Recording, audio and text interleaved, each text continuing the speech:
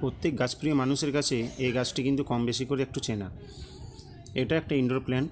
এর অনেকগুলো নামিয়ে মোটামুটিভাবে মানুষ ডেকে থাকে। Anti snake, snake plant, air purify ইত্যাদি ইত্যাদি। তাই গাছটা খুব সহজেই বাড়িতে করা যায়। প্রত্যেক বাড়িতেই কম বেশি এই গাছটা থাকে। এগুলোর অনেকগুলো ভাগ রয়েছে বা প্রজাতি রয়েছে। তা এইসব গাছগুলো যে করা খুব সহজ তা আমরা কিন্তু আজকে এই ভিডিওর মধ্যে দিয়ে দেখব। খুব অল্প সময় এই গাছগুলো কিন্তু বেড়ে ওঠে। মূলত বর্ষার সময় এগুলোর খুব গ্রোথ ভালো দেয়। যেহেতু এটা একটা ইনডোর প্ল্যান্ট তাই এগুলোকে শেডযুক্ত জায়গায় দীর্ঘদিন রাখলেও কোনো অসুবিধা নেই এবং জলও খুব একটা বেশি লাগে না। খুব কম যত্নে এগুলো কিন্তু বেড়ে ওঠে।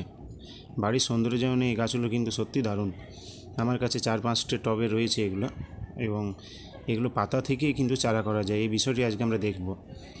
অনেকে জানে যে সাইড থেকে যে কন্দ বার হয় বা চারা বার হয় সেগুলো তুলে নিয়ে লাগালেই খুব সহজে হয়ে যায়, কিন্তু পাতা থেকেও যে চারা হয় সে ব্যাপারটাই আজকে দেখব।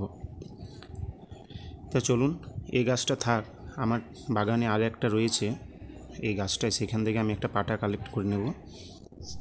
এই যে এখানে রয়েছে দেখুন, দুটো প্রজাতি রয়েছে। ওইদিকে রয়েছে একটা ঘন সবুজ ডিপ গ্রিন এবং এটা, তো দুটোই দেখতে খুব সুন্দর। এগুলো থেকে আমি মাঝে মাঝে চারা করি বলে এগুলো গার্ডেনে মাটিতে রয়েছে। তাই এই পাতাটা যেটা একটু হেলে আছে সেখান থেকে আমি একটা পাতা নিয়ে নেব এবং পাতার জন্য একটা কাঁচিতে করে কেটে নিচ্ছি।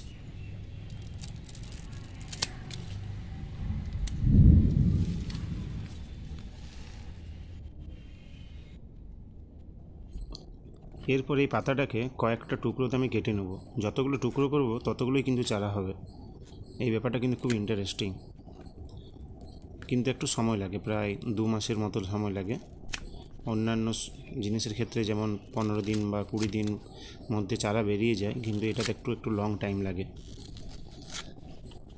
মোটামুটি সমস্তগুলোকে একই মাপের কেটে নিচ্ছি। কাটা হয়ে গেলে যেমন অবস্থায় মানে পাতাতে ছিল উপর দিকটা উপর দিক, নিচের দিকটা নিচের দিক, ঠিক সেই রকম অবস্থায় কিন্তু মাটিতে পুঁততে হবে। বালিযুক্ত মাটি হলে খুব ভালো হয়, কারণ বেশি জল ধরে থাকলে কিন্তু এগুলো পচন ধরে যায়, সেক্ষেত্রে চারা হয় না। তা আমি একটা মাটি করে নিয়েছি, সেই মাটিতে পুঁতে দিয়েছি। এই যে এখানে মাটিটা বেশ ভালো বালিযুক্ত মাটি, বেলে মাটি। আর কয়েকটা আমি টবেও পুঁতে দেবো। আমার একটা টব রয়েছে, সেখানে টবের মধ্যে দেবো, দুটো জায়গাতেই।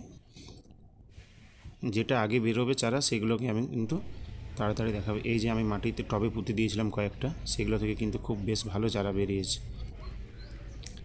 এই যে দেখেছেন সাইড দিয়ে এগুলো প্রত্যেকটা চারা হয়ে গেছে। এখানে আমি মোটামুটি 5টা কি 6টা পাতা পুঁতেছিলাম। চলুন এগুলোকে এবার একটু তুলে দেখি।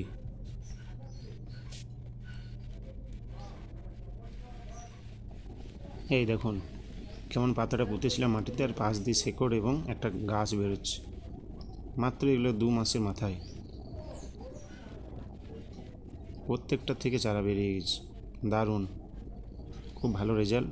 আপনার প্রত্যেকে এইভাবে করে দেখবেন, দারুণ রেজাল্ট পাবেন। কিন্তু এইগুলোকে এবার প্রত্যেকটা আলাদা আলাদা পটে আমি ট্রান্সফার করে দেবো। যতগুলো পটে লাগাবো 1 বছরের মধ্যে আবার ঘন গাছ হয়ে যাবে। খুব অল্প সময়ে থেকে একাধিক চারা।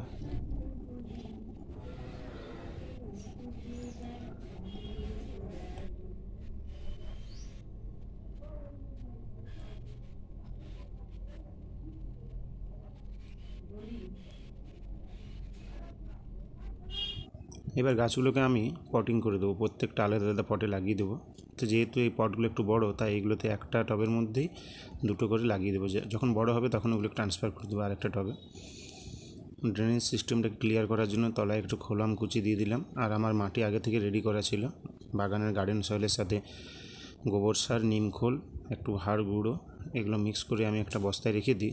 হুট করে যখন কাজে লাগে তখন আর মাটি মিক্স করার প্রয়োজন হয় না। বালিও থাকে এটার মধ্যে মেশা। তা এই 2টো পটে আমি 4টে লাগাবো। এগুলো লাগানো বা এগুলোকে পরিচর্যা করা যে ভীষণ যত্ন করতে হয় সেই রকমও বিশেষ কিছু নয়। নর্মালি যেরকম হয় সেরকম করলেই হয়, খুব ভালো। এগুলোর বিশেষ যত্নের প্রয়োজন হয় না। যারা এটা করতে চান তারা কিন্তু এইভাবে করবেন, দেখুন খুব ভালো রেজাল্ট পাবেন এবং নিজের হাতে কিন্তু এই চারাগুলো তৈরি হবে। একটা পাতা থেকে একাধিক চারা। Thank you. আশা করি ভিডিওটি সকলেরই ভালো লেগেছে। সকলে ভালো থাকুন, সুস্থ থাকুন।